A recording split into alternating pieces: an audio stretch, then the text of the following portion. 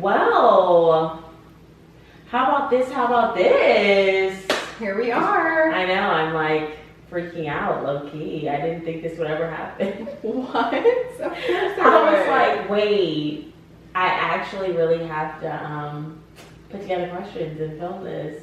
It's very hard whenever you are always thinking about like completing a task and then like the day finally comes and you're like, shit, I feel a little unprepared. Yeah, procrastination. Are you a procrastination queen? I'm procrastination ADHD queen. So this is just usually how I roll.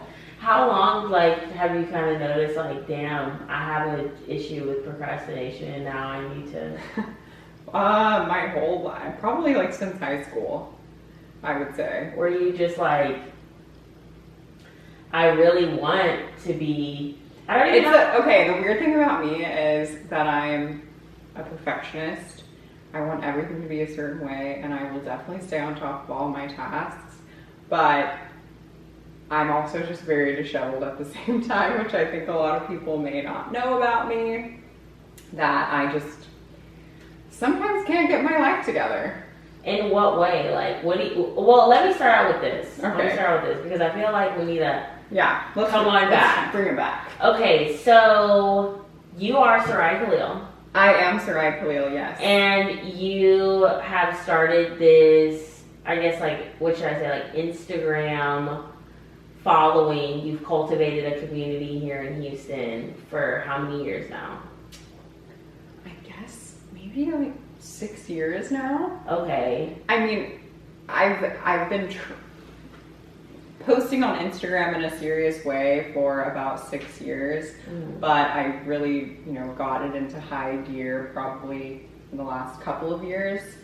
I would say end of 2023 is when I was really like, okay, I can actually do this in a way that's impactful and that can, benefit my career in some way. So let's do it. And I would say 2024 is really when things started picking up, and now here we are, midpoint 2025, and I have a beautiful community built online that I'm very excited about. What do you call them? What are their names? Do they have names? Wait, this is not recording. Oh yeah, it is. Never mind. I thought I saw it not moving. Okay. Oh, that's so embarrassing. Okay. Anyways, what do you call them? I don't call them anything. They don't have a name? What should we call them? I don't know. I feel like that would be really hard to do right now. I know. That would be really hard. I feel They're all my friends. They're all my friends. They're your friends. I love each and every person that I'm able to connect with and meet. And I don't know, you guys are you're my fam. Okay, so when did it become about like fitness and wellness? Because that's kind of like what you've been leaning more into as of like for the past year and a half, I would say about year and a half, 2 years. Okay. I'm definitely not an expert by any means, but You are an expert, low key, on the low key. Well, thank you, that's very nice, but I am still learning. I fell in love with fitness at the beginning of 2023, started, kind of meeting a lot of people within the fitness community, taking a lot of different classes, just finding out what worked best for me. And I discovered that it's such a rich community as far as women empowerment goes, and even, just finding people who are like-minded and care about themselves and their mind and their body was so special to me at a time where I was just kind of discovering that part of myself. So I would say from there it just kind of took off. I had an idea in my mind end of 2023 after I hosted a community class at a studio in the Galleria area called True Fusion. They have a hot Pilates class that I was just absolutely obsessed with. I was there. You were there. Oh my God, that's crazy. And so I hosted a community class. I did not teach it. I was just inviting, all the girlies, and there were no guys there, but they were invited. There were no men. Thank God. My community is mostly girls. Thank goodness. I think the community is men, but they like lurk. They're like, I can't approach. I have to like. They like stand on the fence. They're like, Sariah, and you're like, I can't see you. Yeah, like just if you're there, hi, but no. Anyway, we're not talking about the girls either. At that point, I had so many people saying like, you should teach the class. I'm like, I can't teach the class. I don't know anything about this. Mm-hmm. At the time, I had no idea what it would be like to host or to teach fitness. I was like, you know what? Maybe I should. So I was thinking about becoming a yoga instructor. Mm-hmm. Even though I don't even like yoga and I'm bad at yoga. Really? No, you're not. No, I like yoga. I like yoga, but I wasn't passionate about it. I loved Pilates. I was even thinking maybe, you know, HIIT or spin. I didn't really know, but I was like, yoga might be a good start. Mm-hmm. And then I was approached by someone who opened One Sweat Pilates, and they were like, you should be an instructor. You'd be so great at it. You got an amazing personality, and you know, your showmanship will really be there. And I was like, okay, like I'll do it. Like I felt like it was a sign. Mm-hmm.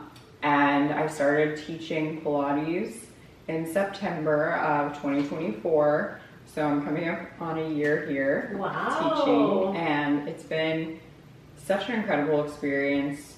It's been the first time in a long time where I've actually dedicated myself to starting something new and really diving deep into learning about, you know, something that I never had any idea about. I've never played a sport. I was never athletic in school, and I always just kind of thought I was never going to be a person to, I mean, be in the classes, much less lead it, right?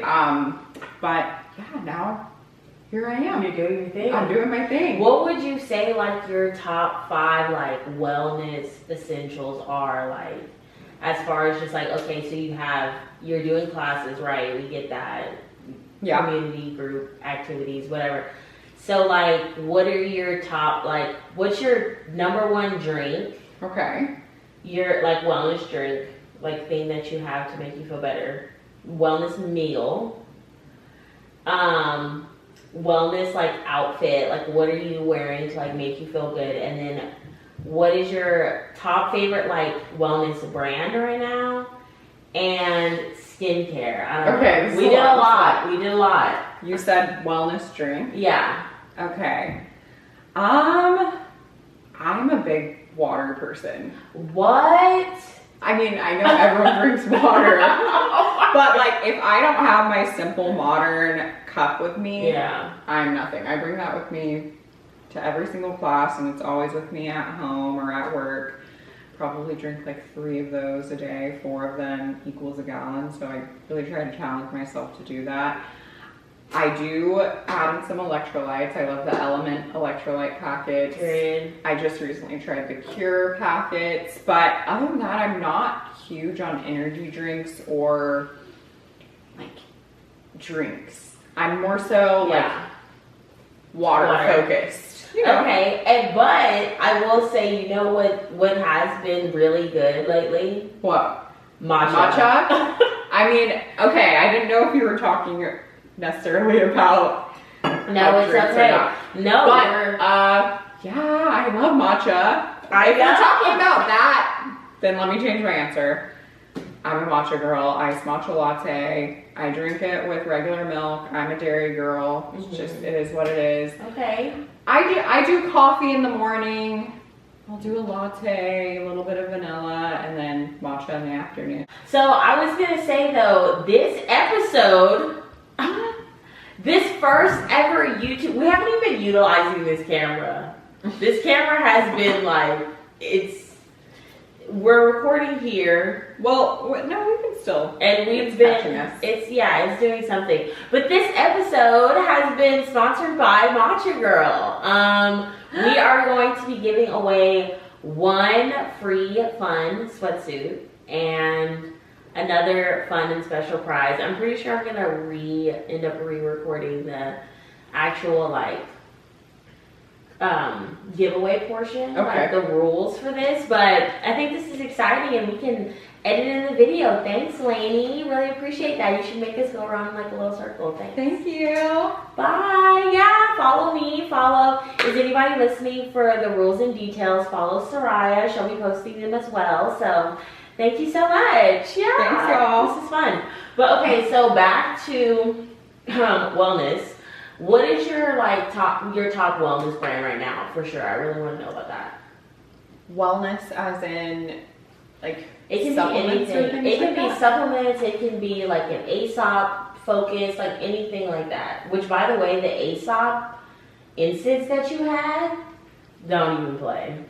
I'm a huge Aesop fan. I can't lie, my Aesop incense is amazing. I love all of their products. I love their vision.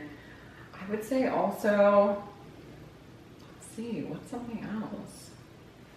Ash, what's it? Oh, she's not down here. Oh wait, no, she's right there. What's a wellness brand that I like? Wellness? What do you mean? Wellness for what?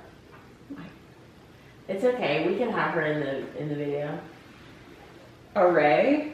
No, I wouldn't really say that I have a major wellness. Your Aura ring is big for Oh you. yeah. Oh yeah. Your Aura ring. My Aura ring, I'm big on that as far as wellness goes. I love trying any type of new activewear line. I've been kind of more conscious about different fibers and things like that I put on my body. Wow, Hollywood. Holy shit, that's so Hollywood. Because Courtney says shit like that. Well, you're a young Courtney.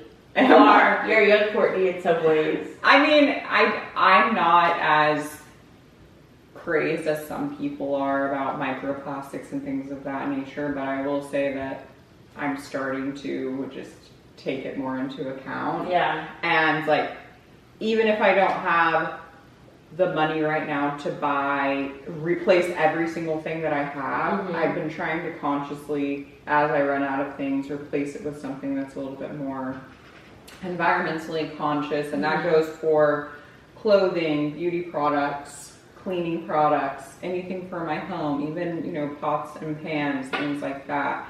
Because the truth of the matter is, it's not made up. These are all things that have actually been studied, and a lot of the things that we put into our bodies or that we come into contact with on a day-to-day can be harmful. And ultimately, I think if I can control some of it, then I might as well do it. Yeah. So, as far as supplements and things like that go, I've seen a lot of research as well that some of the things don't even absorb into your bloodstream. Yeah. So what's the point? I've seen that. There's this girl, her name is Kate Davis. She's really popular. Oh yeah, I know her. Is it mainly in this region, but she is always taking that one vitamin called Seed, and she's most of the things that are in she has that accent. She has a bull rider husband. I think I've commented on her videos sometimes, and I ask her to explain why he's always in a world championship. He's always in the PBR world championship. How many world championships do they have? There's only one world. She's actually replied to me. She actually did reply to me one time. What did she say? She was this particular one is a final. It's not a world championship. I was whoa, Nelly. We're learning about the rodeo today. But she said, yeah, it doesn't, most of the, whatever. Yeah, they're not absorbed. Yeah. And so even, shameless plug, I teach Pilates at Daily Dose Wellness Club, and while they have classes there, they also have different peptides and IV drips and things like that. And I got an IV drip the other day, and the girls there were explaining to me, I've had IV drips before, but that the IV is actually giving you 100% absorption of those vitamins and minerals and replenishing you. And while it is more expensive,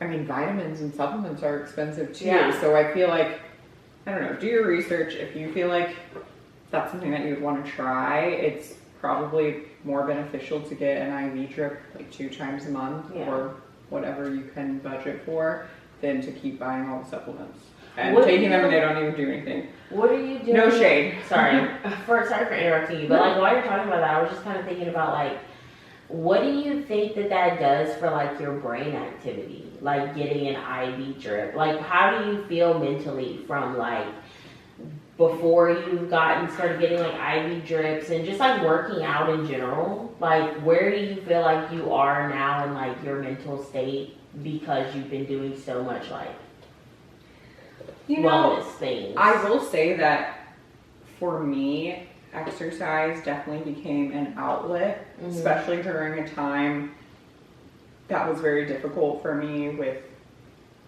my family, my dad being sick, and just not kind of knowing what direction that was going to take during, 2023 when I really started getting into fitness.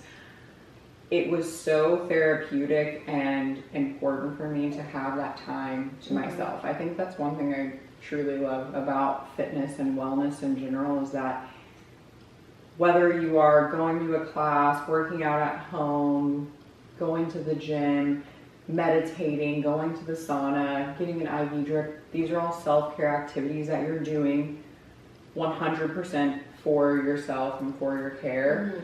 And if anything, I would say that it helped me to get through those hard times, helped with my, mental state through like a lot of ups and downs because I was able to kind of dedicate that time to myself. If that makes sense. If that answers your question. How much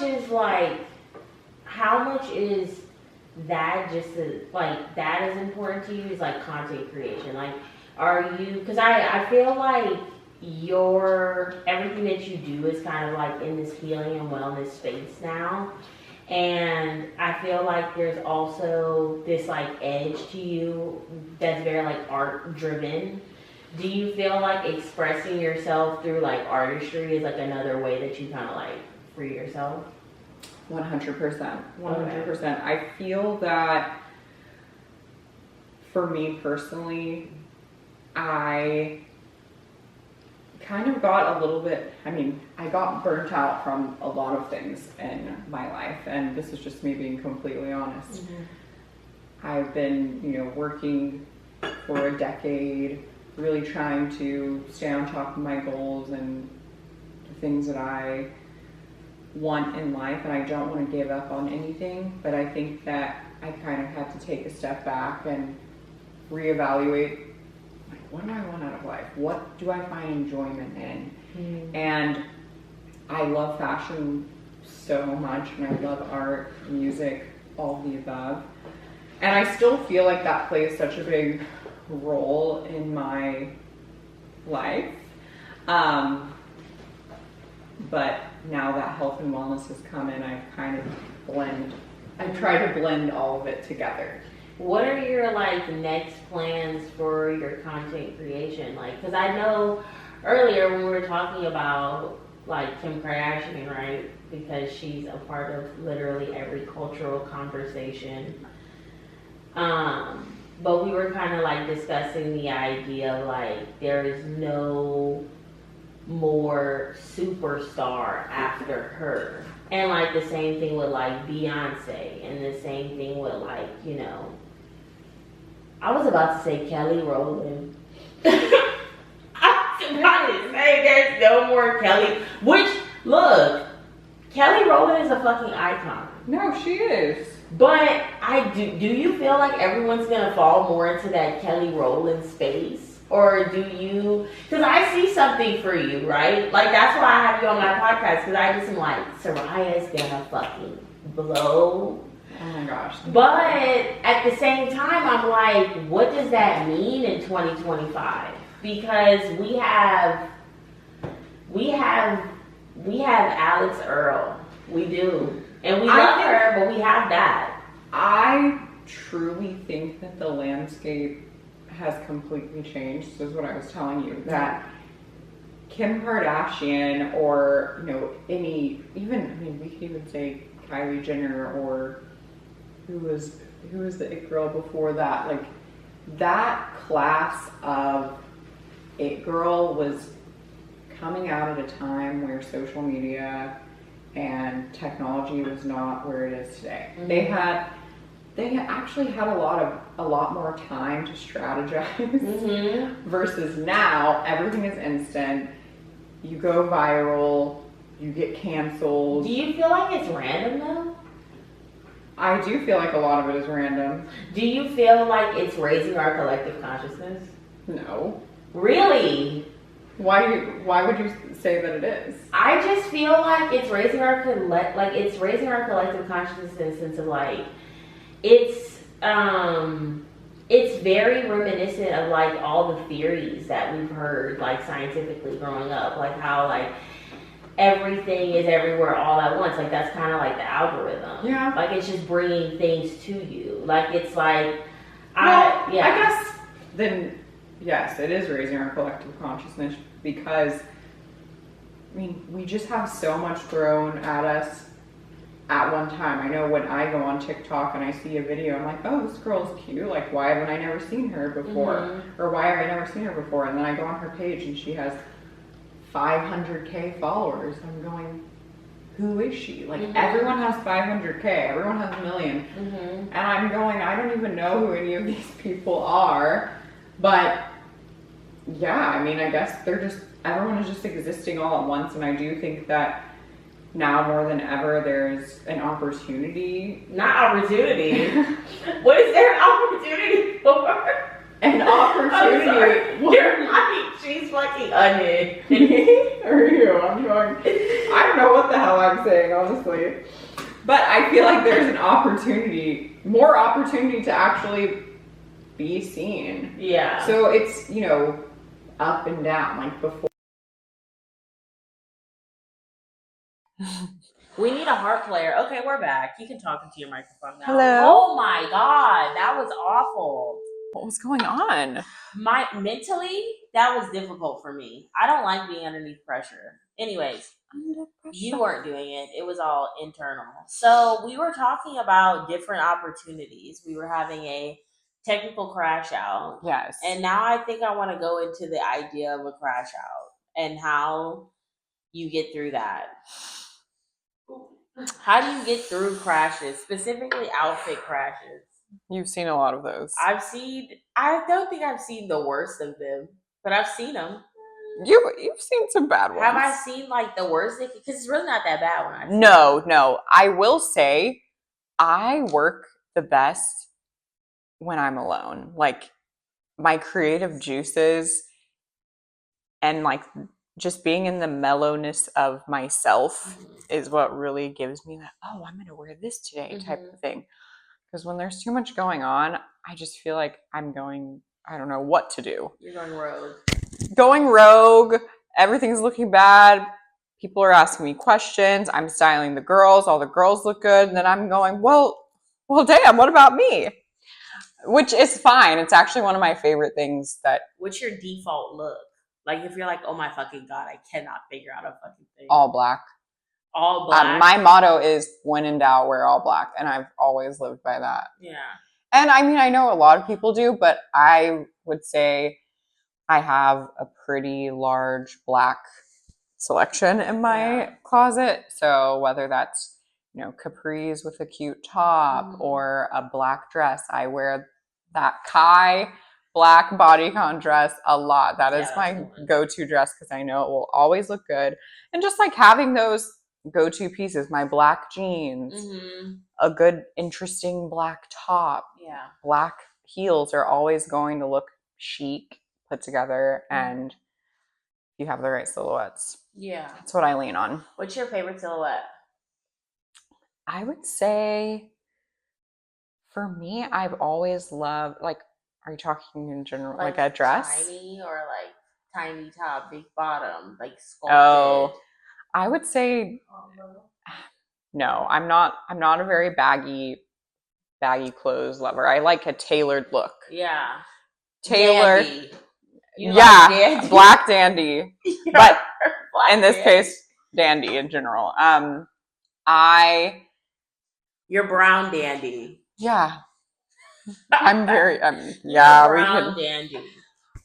I like being put together, and I think for a woman, it's very important to flatter your figure, and that, whether that means you have, accentuate your waist, or, if you're tall, wearing Yeah. something that shows off your legs. Like, I think that is what I've always leaned into, especially as someone who has kind of gone through a journey of, finding my confidence and not always feeling beautiful in my body. I had to really learn that, and fashion was what I leaned on. And I felt like when I was wearing certain things, I could take on the room, take on the world, and really look past like what the standard was supposed to be for me. And that's like hopefully what I continue to show people through my fashion. I think, if anything, I know I'm not the most adventurous when it comes to my looks, but I do try to push the envelope and style a lot of unique and interesting pieces, always finding things that are, one of a kind. Vintage shopping is my biggest hobby. I think I have like the main ask, I guess, is like, how much do you think being from Houston has shaped your style? Because I've noticed that the super tailored look is also like really regional here. Yeah. Like it feels that way. Like whereas like whenever I'm in New York, I feel like it's a super like baggy, edgy, urban vibe. Even if it is tailored, it can almost still feel baggy in a place like New York, you know what I mean? So like who is your style icon from Houston, right? But also, like, how much do you think that being from Houston, but also your background culturally, has inspired what you do right now? Okay, let's see. I mean, style icon from Houston is 100% Beyonce, Giselle Knowles. I mean, duh, Duh. I mean, name. she is the icon of icons, not even just from Houston. Yeah.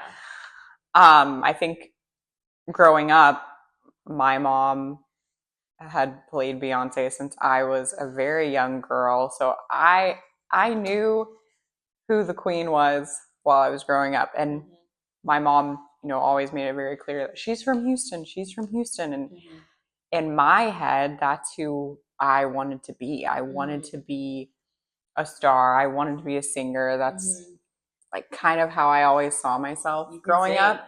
Oh, thank you. I can't sing like Beyonce, but I wanted to perform, and I just loved every single part about being a pop star. Beyonce, Britney Spears, and then later on like Hannah Montana, Lizzie McGuire, even like seeing those girls take off was super inspiring. Which, hey, Hillary Duff is also from Houston. I forget that. Wow. Not an icon, not a style icon, but like, yeah, she really had a moment. So I would say, being from Houston, we have such a mix of cultures here, right? I'm half white, half Palestinian, or half American, half Palestinian, and you're half Cajun. We can say that. Yeah, my mom is from Louisiana. My dad is Palestinian, and so I have my Arabic side, and then I also have my very Southern Cajun United States Texan vibe, right? It's a very interesting mix. And then put that in Houston, which is a cultural melting pot. As we know, there's so many different cultures here. And, growing up, I kind of had like an identity crisis in a way, because I'm like, what can I be? What can I do? My mom was. But your mom was more like also Mormon too, right? Okay. My mom's family is Mormon. My dad is Muslim, and all of my dad's family is Muslim. So I was growing up with two very strict religions, two very strict cultures, and I wanted to be Beyonce. So it's like, how does that work, right? And I think it's been a long journey of trying to find myself through all of that. And I definitely had some times where I was like, I look back on my style and I'm like, what the hell was I doing? What the hell? Yeah. What was I doing? But now I'm very confident in my style. I think I've actually kind of gone back to even some of my, I don't want to say modesty, but some of the beauty of like dressing conservatively and like the silhouettes and everything from growing up kind of a more conservative family. Yeah. I mean, because I do find that a lot of your style, like, and I thought this like a while back because I remember you were telling me about, or maybe it was Janine telling me that like your dad was like, "What are you wearing?" Oh yeah. And I was like, I thought to myself, like, dang, you know what? Sariah actually does really dress so modest. Really? Like, yeah, but I was like, she's still fire, but like you actually really dress very modest. Like I've never seen you like showing so much skin. Well, thank you. Yeah. I mean, I Which had a time where I was young and wanted to do that, but now I look back at it and I'm like, whoa, like I should have just listened to my mom. But growing up, we weren't allowed to wear bikinis, we couldn't wear shorts, we couldn't wear tank tops at some points, and anything short. And I'm tall, I'm 5'9", so everything automatically looks short on me anyways. So like I would try to wear what other people wore, and I just had to recognize real that my body is just not like everyone else's. I have a big booty too. You know, I'm from Houston. It's just period curves. The curves are there. Megan knees. She got Megan knees. But all that to say, I think in the past few years, I've brought myself back to my culture and realized what was important to me. I think I still am highly influenced by, even the Black community within Houston as well. They are the style icons. Yeah, the Black. They are the ones who are putting us on, right? And I've always said that a lot of the Black fashion is ahead of the game, and then the trickle down effect. Then we see the Kim Kardashians and Kylie Jenners of the world all the way down swag jacking, right? Fancy. Yeah. So I mean, I feel that in general, fashion is very secular. Yeah, secular. It's always coming in and out. So I found myself kind of going back to more vintage styles. I'm very influenced by 70s and 80s. Very Indochine. Yes, very Indochine for sure. And just like constantly trying to find, I'd already said this, but find unique things that no one else has. Oh, that was exactly what I was trying to avoid, was the computer dying. Anyways, that's fine. We're just going to finish out here. You can finish your thought, but the computer just died.